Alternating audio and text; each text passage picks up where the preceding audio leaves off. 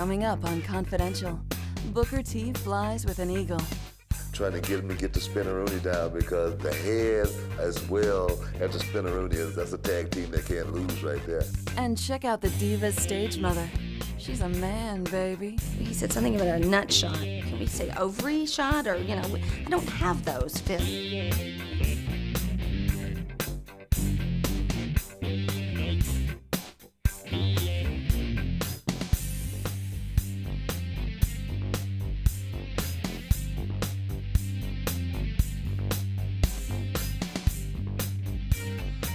Hi everyone, I'm Gene Okerlund, and this is WWE Confidential.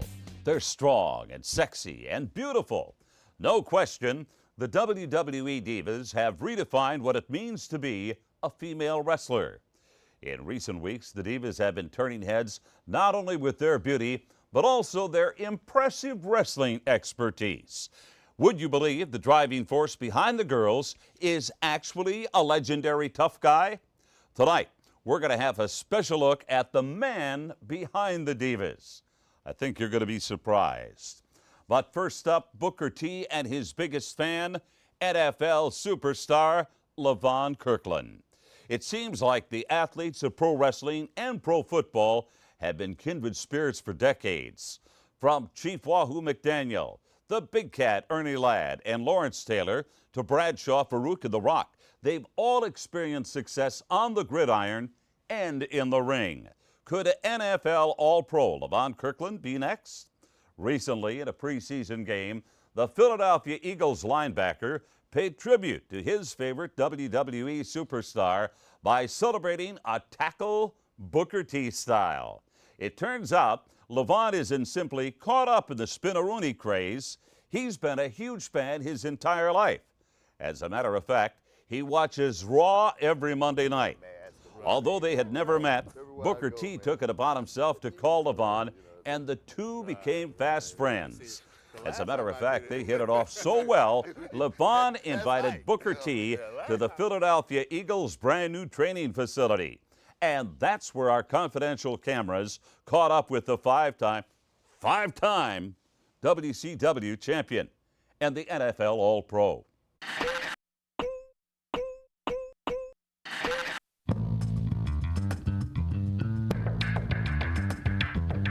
It's so funny being a football player, and people always wonder, you know, do you watch Monday Night Football? I'm like, no, I watch Raw.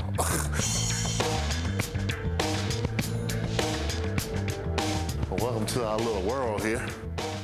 We're at the NovaCare Center. I think they just got it last year. I'm pretty new to it, but it's pretty fantastic.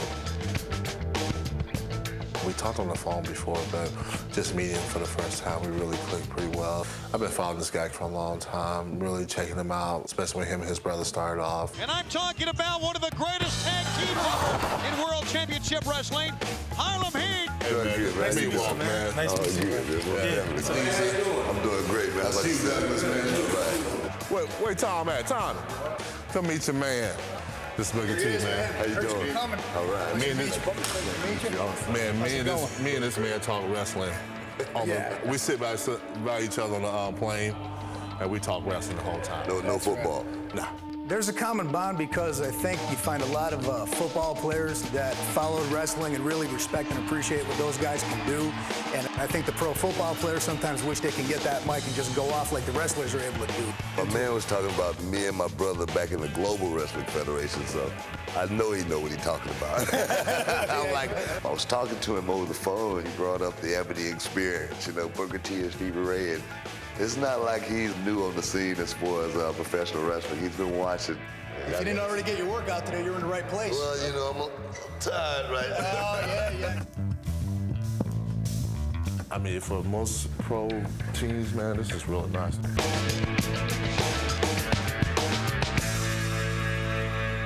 Hey, Donovan.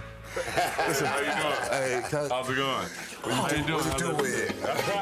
Most of you know this is our superstar quarterback, Donovan McNabb, and you know Donovan is just the quarterback. He's a superstar. I just need to know about the hand there. Where'd that come from? Booker T is feeling it. Check it out. We saw Levon Kirkland of the Philadelphia Eagles doing this. Being in WCW for 8 years. Never in a million years thinking I would win the WCW title. I got it one time. Oh my God, Booker T's the world champion! Rolled around, I got it again. We got a new champion! Next time I got it again. It was 5 times. And then I just wanted to make sure everybody know, around the world, around the country, Booker T. 5-time WCW champion. And I want to make sure I remind them all the time. Okay, I heard that. When you win that big one, you're going to make sure you remind them all the time. That's right. When you wear that ring. I know that's right. might get in there and scratch my face every time. Yeah. What's this thing here, man? I think you just kind of get on it like this. Or, I don't even know. I'll tell you, I really don't know. It's probably my wife calling. She wants to say hello. Hello there. I appreciate that, sweetheart. Thank you very much. That was good right there. Can I get back to what I was supposed to be doing? Yeah. She likes you, man. She does. That's the bed over there. That's it. That's it. That's where the Eagles fly, man. NFL, you know, it's about winning, and you know, they want to win now. Here, you know, everybody's thinking Super Bowl will bust. You know what? Uh-oh. Pick Dan Marino off, and I drop one of your passes. That's a loaded question. Who's tougher out of the football players and the wrestlers? I need my all season, so I give much love to those guys. They work incredibly hard. I think it's a pretty even match. I mean, it takes a whole hell of a lot what these guys do. Wrestlers are definitely warriors. Football players are warriors. Just, you know, it's a different battlefield.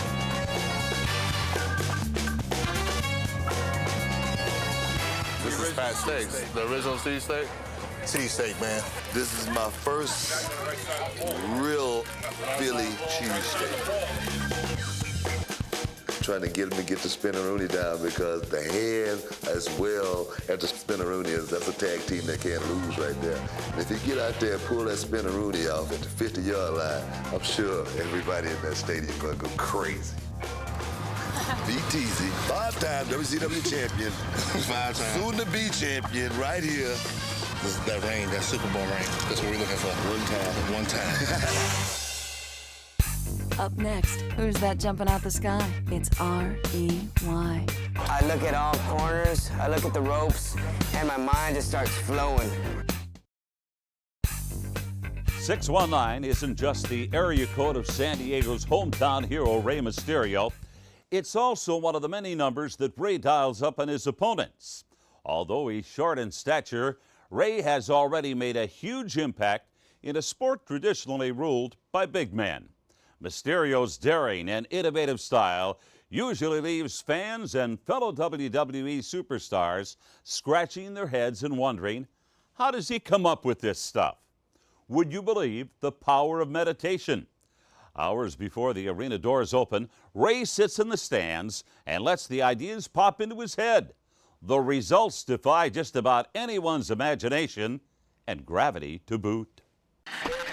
Ladies and gentlemen, you are in for a treat. The explosive Rey Mysterio. The ever-energetic style of Rey Mysterio is always outstanding. Papa Dramamine, because Mysterio will cause motion sickness.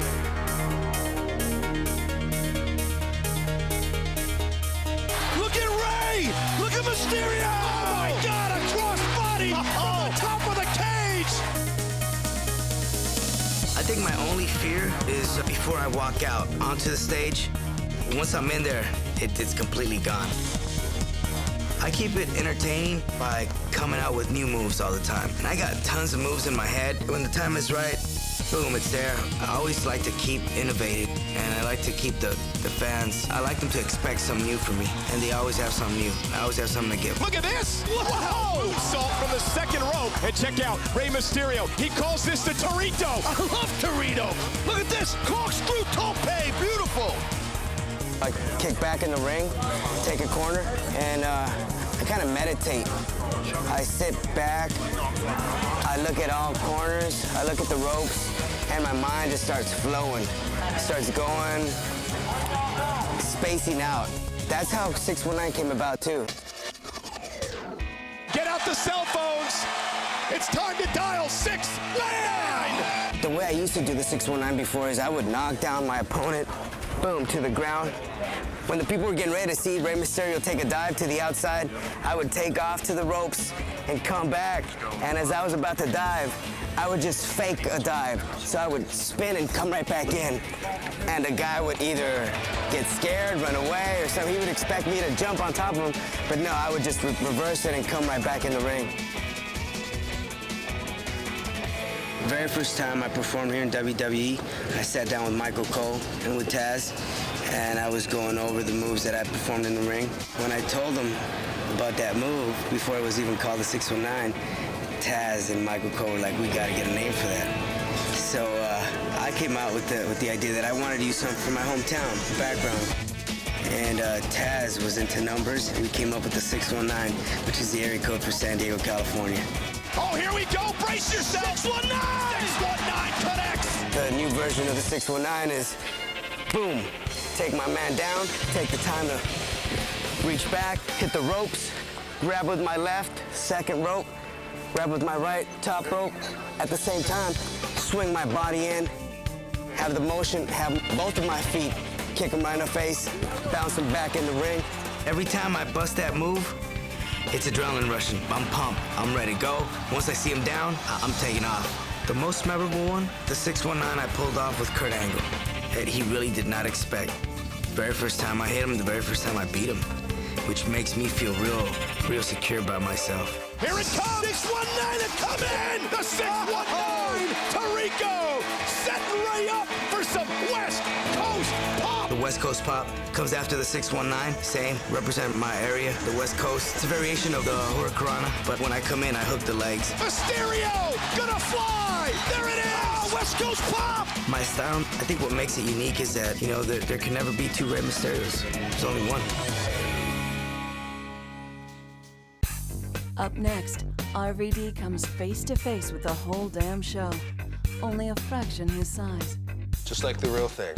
Well, pretty close. I don't know. Coolness. Yeah, pretty cool.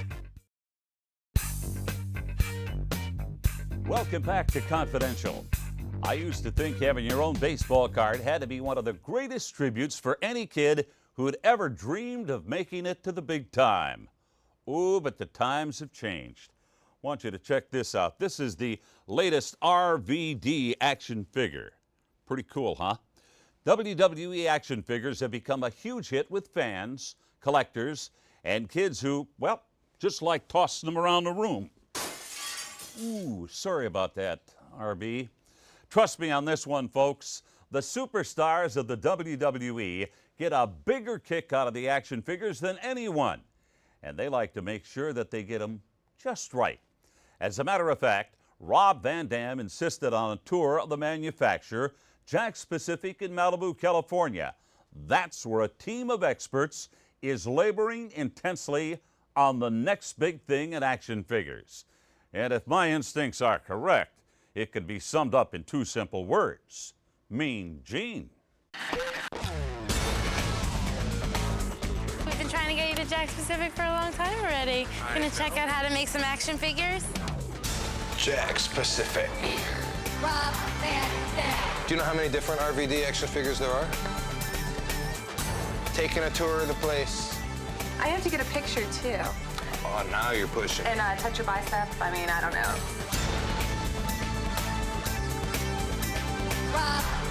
Let's go. Oh, they made a noise. With your RVD, everything's cool. There's like 7 or 8. I don't know how many action figures there are of RVD right now, but apparently it's not enough. Okay. On a side note, maybe have a few more RVD action figures out along your desk for display. Be a little more aggressive in the RVD area, and I think things are gonna go great. Sales will go through the roof, and that makes everybody happy. All right. RVD, tell me how cool you are one more time. Whatever. That's sweet. We're gonna go talk to some product development people, so some of the designers, and there's tons of you over there. We have you all over the place. Well, show me. It's my favorite thing to see. Actually, what this is just showing the different stages of how your figure's made. So basically what we do is we take our good old scan van to the events. Okay. What Jax hired us on to do is to capture digital likenesses of the WWE superstars for their action figure line. We scan you in, get about 4 or 5 different expressions to last us a couple of years. Then we go to a wax output. Then we go to a resin finish sculpt, and this is what we call our master tool. This is what we send to Hong Kong. Once we give the okay, the factory will go into production. This is the final product. And that is what we get when we're all done. Looks like you made more RVD figures than almost anybody else. Look at this letter, though. Dear WWE, I want a backlash series. I want my blah, blah, blah, blah. I want an RVD toy. This is how we know what they want. We read their letters, we read their emails. We go online and look at the chat rooms to find out what they think. So you get the feedback straight from them. It's fun to make the kids happy, but it's also fun to be able to show you guys what we did. And there we are with another authentic RVD outfit. Looking very cool, just like the real thing. Well, pretty close. I don't know. Coolness, yeah, pretty cool. You know, you're a lot of fun to do because you have so many different singlets. I had to do one of your singlets. It was the white one with the green dragon going across. And, oh man, it took me about a day, but it came out great. And it was so much fun to do. It was nice, intricate, you know, working, and I was really proud of that one. My friend Joe Holland that does the actual airbrushing on my outfits, he gets a kick out of that too, seeing his work replicated. Can I get you to sign this one real quick? Sure, man. Yeah, absolutely. Here's my first RVD I got to do. They got this outfit, which is an exact replica of an outfit that my airbrush artist friend Joe Holland designed. There's a lot of work that goes into actually producing an RVD action figure and having it on the shelves for a fan to buy. They have the detail all broken down like that and what goes into it. It's amazing. Lots of work. Yeah, but like I said, it's fun, and you change your outfit often enough that it keeps it exciting. Lots of people involved in bringing the RVD action figure to life, huh? Oh yeah. Yeah, I think I might have the funnest part, though. My tour of Jax was incredible. There's way more RVD action figures than I ever thought.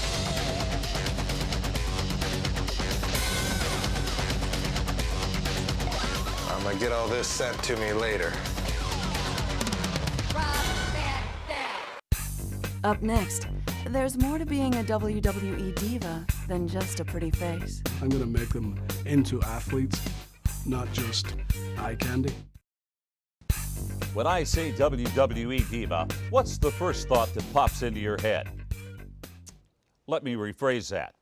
The WWE Divas are unquestionably the most beautiful athletes in the world. Unfortunately, when you're beautiful, some people just don't take you seriously. Believe me, I know. But in recent months, fans and the media alike have taken notice of more than the Divas' incredible physiques. The athleticism displayed in their matches has been amazing. Case in point, the Women's Championship match between Trish Stratus and Victoria this past Monday on Raw. Ironically, the Divas' rise to prominence is due in part to a legendary tough guy working with them behind the scenes.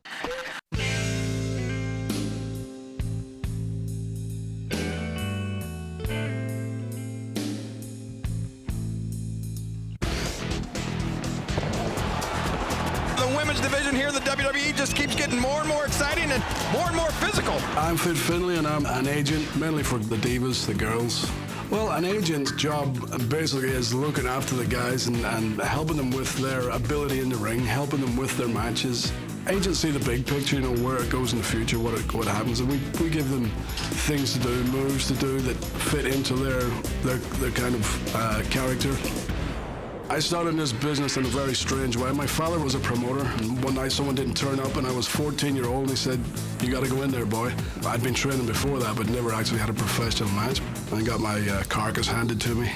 I moved from Ireland, I left my family at home, went to England and wrestled all around England, then into Germany, and I started over in the States working for WCW. I severed a nerve in my leg, which doesn't stop me getting in the ring, but I can't actively wrestle anymore. I was an agent working for WCW, and then when the WWF, or WWE as it is now, bought WCW, I was eventually brought in as an agent to the WWE, put to work with the girls, teaching the girls how to wrestle and putting their matches together. I think it was a bit of a rib from whoever to give Fit Finlay the girls, you know. And I thought, well, I'm going to make this a bit of a project of mine. I'm going to make these girls wrestle. I'm going to make them into athletes, into superstars, not just eye candy. Let me see Nadia hit a sunset flip, please. Come on. Show a bit of life. Fit Finlay is a great choice to work with the Divas because he doesn't take any crap from us. He doesn't baby us. He's great because he brings out that, fighter in us. He's like, oh, come on, this ain't ballet. Let's go fight. He won't let us be girly girls, which is great. I really believe that he treats us the same whether we're females or men in the ring. The first time I met Fit Finlay, immediately he had me get in the ring with him. Had me run a drill with him, running the ropes, doing, tackle drop downs. And I never took a tackle like that from Fit.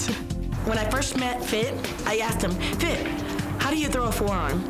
Big mistake, because he laid that sucker in. Before I knew it, I was down on the ground. Sorry. Don't say sorry, just keep going. I cannot imagine anyone else working with us like he does. He has the most patience of anyone on this entire crew. Fit is very patient with us girls because we're all at kind of different levels. I would say that most of the male wrestlers here have had more wrestling experience before they actually appeared on television.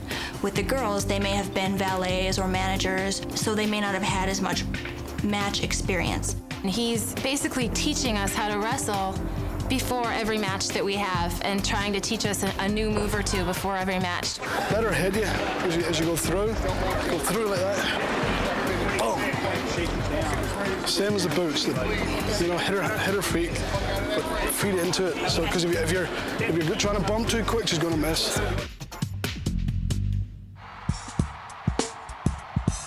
The following contest is the special bra and panties gravy boat lingerie pillow fight mud match.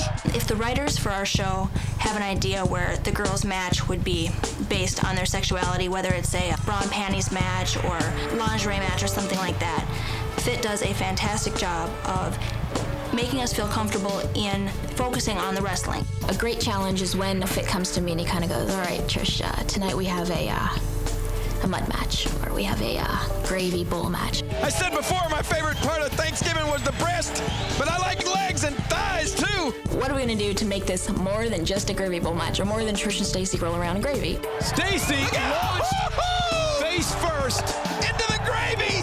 Well, the difference between matches, if it's a girls in a bra and panties or whatever it is, a female match, as opposed to the guys in a cage match or any other match, I don't really think there's that much difference. There is a way to a match goes, there's a flow. It's like a book. There's a beginning, a middle, and an end.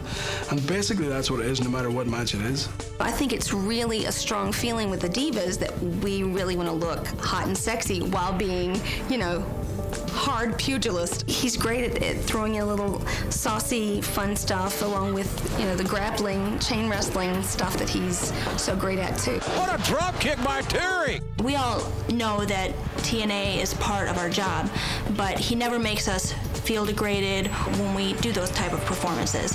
He keeps everything professional and incorporates wrestling along with the TNA.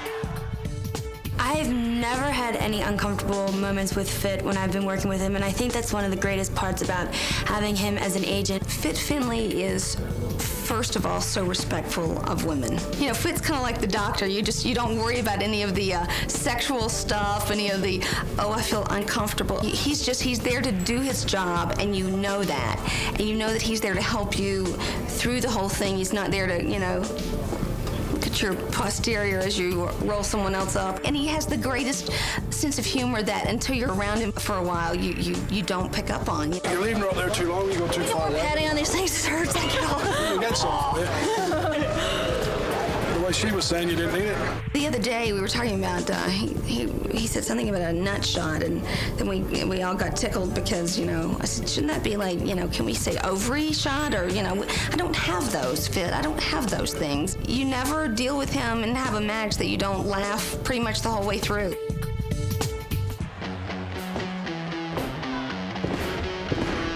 Stacy Keever catching Trish from behind and then taking her right to the mud. Oh, eagle round. Hook of the leg. I just think the women's division is just getting better and better every week. The women's division has changed dramatically. The women's wrestling is developed into wrestling because more girls know what they're doing now. He's taken us to another level. He's taught us to be very tough. The matches have been very brutal. Oh, God almighty! Did you hear that shot? That was a blatant chair shot. The fact that we go out there now and there's enough of us that are able to work, that makes such a difference. It's becoming second nature for us. We're becoming to have that chemistry between us where we don't get hurt because we know each other's timing and everything's so crisp and we're just there with each other. We're doing what the guys are doing out there now, and I think that's really cool. We're not just pulling hair. There is hair pulling in there too, but we're, kicking ass out there. It's great.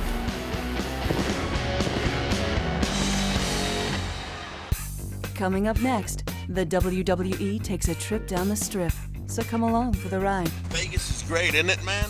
This is the greatest place on earth. This past Monday, Eric Bischoff announced that Raw was returning to one of my favorite places, the city of entertainment, Las Vegas, Nevada. Hey, I'm no high roller, but I do like to gamble a bit from time to time. Say a few hands of blackjack, maybe a little craps.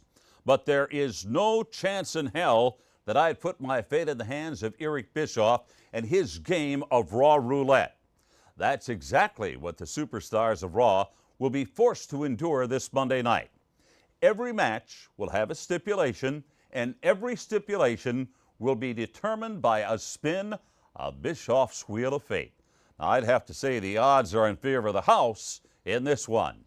If history has taught us anything, it's a sure bet that anything can and will happen when the WWE goes to Vegas. Viva Las Vegas! Vegas is great, isn't it, man? You have everything you could want. Hope you got plenty of money. We're going to sit down here and we're going to play a little strip poker. Oh, yeah! It's a flush. A great flush. I can't believe this. Do you guys even know how to play this game?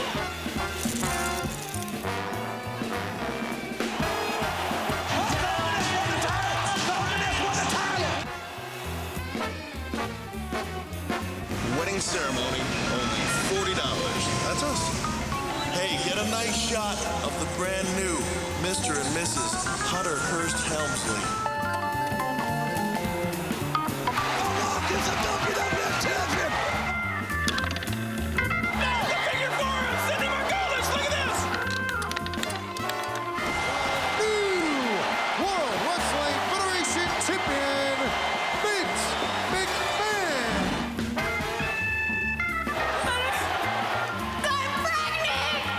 What?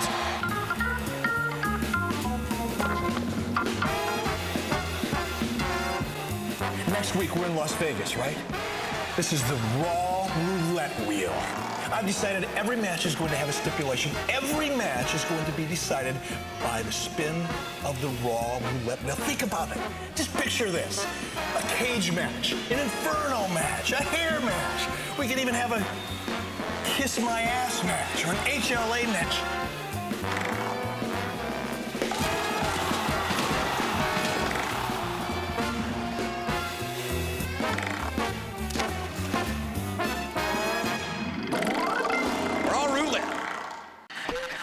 There are times when a WWE superstar introduces a character that is so out there, no one is quite sure how anyone will react.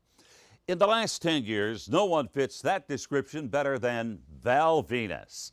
Billed as a former porn star, Val bragged about his exploits and a certain part of his anatomy he referred to as the Big Valboski. Most insiders were sure that he'd be one of the most reviled superstars of all time. They were right and wrong. The media was repulsed, even though Val's antics paled in comparison to what was going on other channels at the same hour. But to WWE fans, Val was so darn entertaining, they loved him, especially the ladies. Hello, ladies. Prior to coming here to the WWE in 1998, I was wrestling in Mexico City full-time, and Vince McMahon had called me up in the hotel early one morning, and he described this character. Hello, ladies. So I remember him specifically saying the character's name is Val Venis. And he spelled the last name for me. It was V-E-N-I-S. And I kind of thought it was kind of weird. And he says, no, Val Venis is a film star. I went, okay, that's cool. He goes, he's actually an adult film star. And it kind of took me back a little bit. I went, whoa, where's this going? He gave me some time to think about it. And I remember hanging up the phone and thinking about it and going, man, that could be a fun character to play. In my latest film, entitled As Hard as It Gets, ladies, let's just say I really rise to the occasion on this one. First promo that we did with the company was, hello, ladies. No, I'm not happy to see ya. That is a gun in my pocket. And it does not shoot any blanks. You know, you can forget about Pat's cheesesteaks and try the Big Valboskis, cause I got more meat than your buns can handle. When we first tried the promo, it was not intended to be a continuing thing to do inside the ring. But it turned out so well that it became a Valboski ritual. I came, I saw, and I came again. I actually used that deep, harsh voice in pretty much everywhere I've worked, in England, Puerto Rico, Mexico, but it was a lot more intense. So with the porno star character, I took that same voice and just slowed it down so it would be more infatuating for the women. Hello,